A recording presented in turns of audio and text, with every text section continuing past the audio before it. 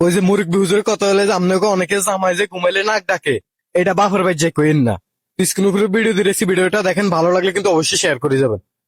তোমার জামাই যে ঘুমাইলে নাক ডাহে, এটা বাপের বাড়ি গিয়া কোনের দরকার নেই। ঠিক নি রে?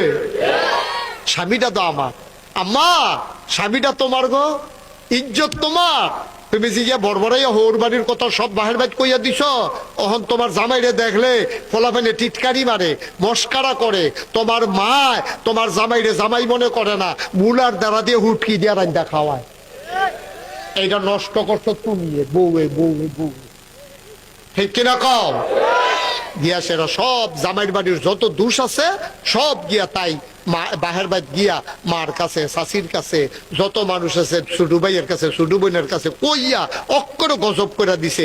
তে এখন গেলে মনে হয় মশাটা যাইতে আছে, তার কোনো গুরুত্ব নেই। মুরগা যাব তার কপালও আর নাই। এটা নষ্ট করছে কি তে না তাই? এই বউয়ে।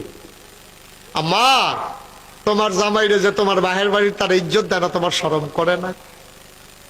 তোমার গাও লাগে না? আম্মা, জামাইটা তো তোমার, স্বামীটা তো তোমার।